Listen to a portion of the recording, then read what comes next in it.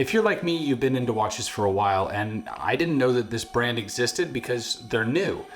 And then they sent me this watch, and I've kind of changed my mind about how I think of new watch companies.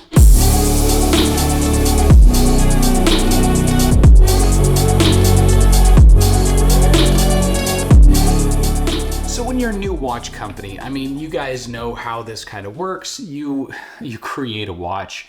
You basically piggyback off of something someone else has done because you know it's been successful. Typically it's a dive watch. We've seen a litany of these sorts of companies coming out where they basically just take an existing design that everyone knows and likes and they make an iteration of it, a slight variance, or a classically inspired watch or a vintage inspired watch, which looks oddly similar to the exact vintage watch that it's inspired by.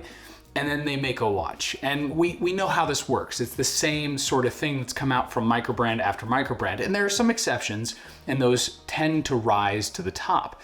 But what I haven't seen is a modern interpretation or a modern inspired watch where they're taking an idea of what we think of a luxury watch and they're just saying, okay, hey, that's fine. Let's try my version. And this is that watch. Now, I'm not saying that I know all the watches out there and all the micro brands out there. You guys can correct me in the comments below. But of any watch I've ever been sent, this is by far the best one that I have ever seen. Now, it's in a different price league than a lot of those watches, but not all of them, and not all the watches that I have had my hands on. This is a Watch Geeks watch. This is an example of one of us just saying, you know what, I'll make a watch company. And then coming out with something where they thought of the little details that we like to nitpick. So let me go through this watch, who the company is, and how it works. The company's name is Valor Arc. And while the brand name isn't something you're familiar with or going to be impressed by, that doesn't matter. The point is the watch is something you should be impressed by.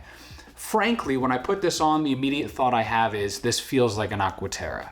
And I think that's quite a vote of confidence. For a brand new watch company, a brand new watch, your first thought being this feels like a watch that people fawn after and is hyped up and is an everyday classic, I think is a huge vote of confidence. And there are several reasons for that. The first is going to be the slim case. This thing wears fantastic. It has a long lug to lug, and I'll go through that a little bit later. It has a nice 39mm diameter. The model name is the Serenity. Now I'm going to intersperse this with comments that I had because I spoke to the founder and the owner of the company. His name is Brian. I'd assume he's about my age, in his early 30s or late 20s. He's from South Korea and he's a watch nerd. And he's been in design and this sort of area and thought he wanted to come up with a watch company. And as someone who has started his own company, I can understand exactly what that feels like. There's a lot of risk and there's a lot of concern. And so the easiest thing you can do is come out with something you know is going to be popular. He didn't do that.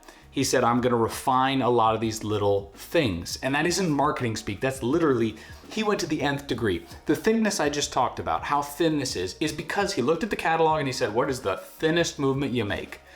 And then he said, okay, well, let's take that more expensive movement than a typical movement and let's see if we can customize it to make it even better. So he did a rose gold plating on the movement. So the whole thing is then rose gold plated with a custom rotor, which everyone, does a custom rotor, but I like the touch.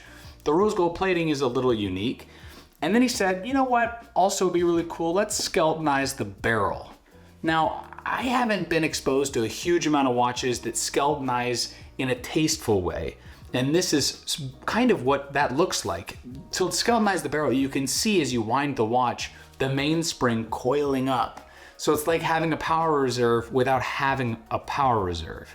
It's an interesting visual and it's really cool. Now, the bracelet, I'm gonna come to a little bit later. Just keep that in the back of your mind when we talk about the bracelet and some of these strap options. The bracelet here, I think, is a must. If you're gonna go order this, pre-order this on his website, you need to get it on the bracelet.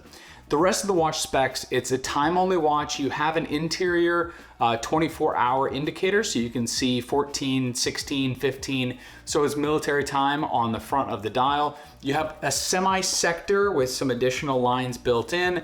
You have their interesting logo at the top, which is supposed to be inspired by arches, so classical architecture. If you go on their website, you'll also find that he says it's inspired by the DB5. Now, I don't really know a whole lot about cars. I'm not a car guy, but it gives you that sort of curvature with some angled points. And I can see where Brian was going with this.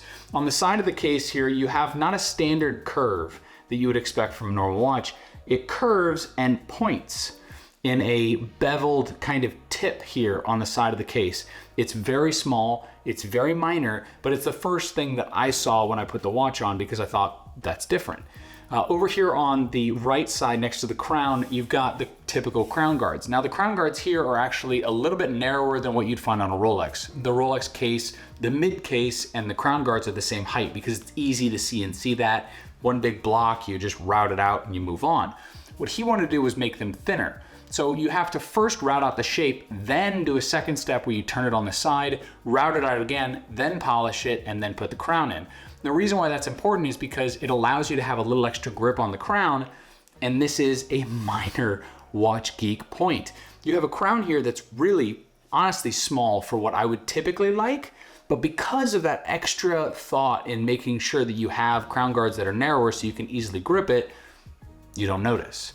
It's an easily accessible crown. I don't have any problems pulling it out. It feels great to wind, very buttery smooth. The chamfer here along the edge, there is a chamfer along these lugs, but the chamfer itself is sort of subdued.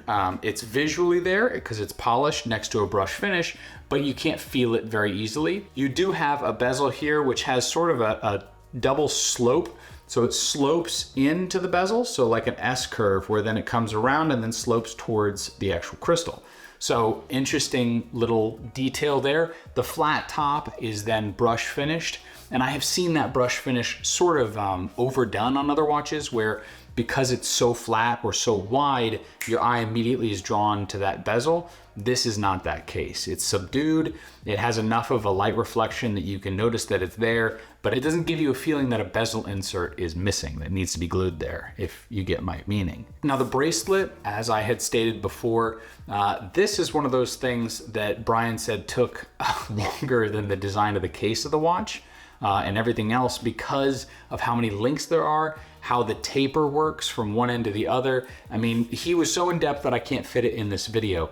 The amount of effort that goes into this bracelet is frankly rewarded, I think, because that is a large reason why when I first wore this watch, it felt like an Aquaterra, because it felt like a luxury watch. It felt like it was refined in a way that you don't typically expect. For example, I'm wearing a Casio here. I'm gonna actually make a video on this that's gonna release here in a couple days. And this Casio is a $400 watch. And what you have here is all these links are flat on the inside. And so it pinches your hair and it's not amazing. This is the sort of refinement you find even beyond something like Christopher Ward, where you've got a certain amount of beveling here in this bracelet and a certain amount of taper, a certain amount of height and thickness to each of these links, that it just, the whole weight of the watch feels great on the wrist. I forgot, this is a sample he sent me. This is not mine. I forgot I was wearing it. And I went back into the warehouse and then I remembered about 2 hours later. Now I didn't scratch it or anything, but that to me is a testament to exactly how great the watch is. If I forget that I'm wearing it for what I like and my style, that means it is perfect. It means it could fit very easily into my life. And that's exactly how I feel about this watch. So the biggest issue in my mind that I think Brian is gonna have, frankly, is to get people that are on the fence of whether or not they have enough money to buy a luxury watch to be willing to throw in on something like this as opposed to one of the tried and tested classics.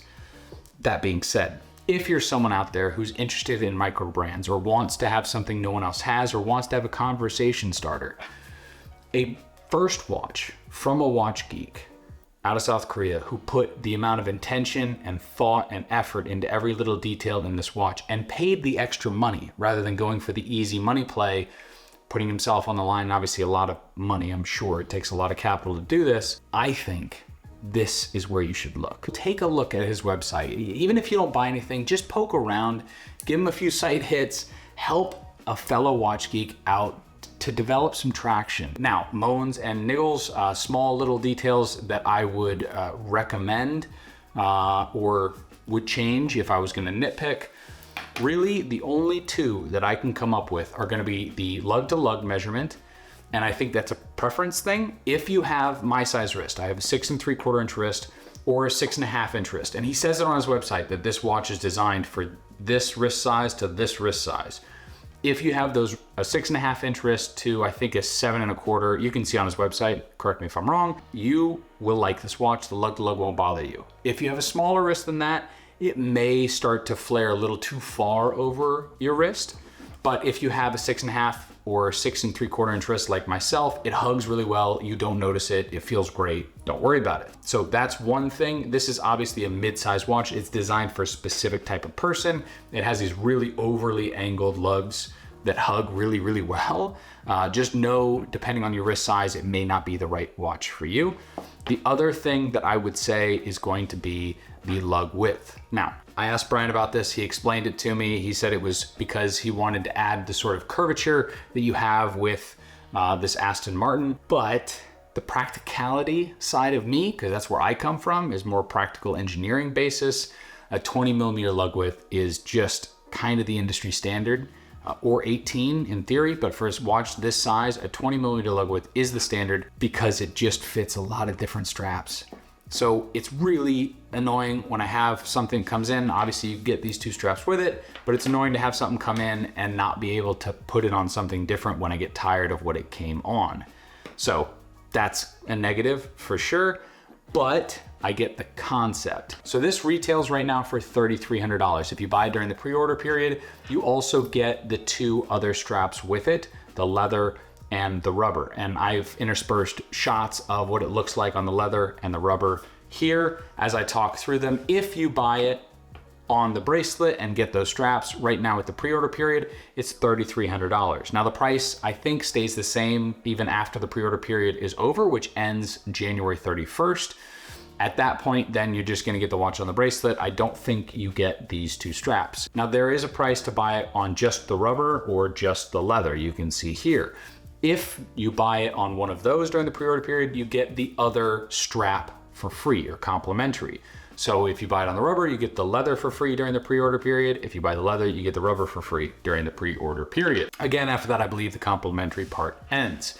These are also great in their own right. The leather strap is kind of your typical leather strap. It's a nice, smooth, soft leather. And the rubber strap has a nice angle to match the case. This feels very much like a Tudor strap in its overall thickness and pliability. So if you've ever handled a Tudor rubber strap, that's kind of what this feels like here. It's got a nice archway on the inside, but it's pretty standard. If you're gonna buy it, I highly, highly, highly recommend to get it on the bracelet, especially if it comes with the other two straps, but just in general, that is what I would do. I will say, please, take me at my word. The press images, when he first sent the press images to me, it looked pretty cool. When I got it in hand, I had a very different experience with it. I thought the head was too large for the bracelet in the pictures, but as soon as I had it in hand, it didn't bother me at all. I think it's a really nice size. It sure accentuates the face of the watch. It definitely pulls more of your attention to the watch head rather than the entire uniform thing.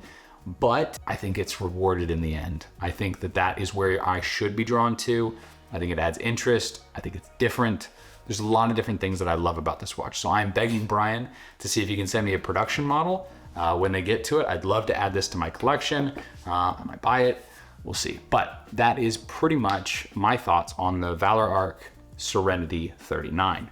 If you guys have questions or comments, leave them down below. Please do me a favor and visit Brian's website. Give him a little bit of traffic, maybe buy his watch. If you have any questions, I'm sure he might be in the comments too. Happy to answer those as well, or I can. Either way. Thanks everyone for watching. See you next one.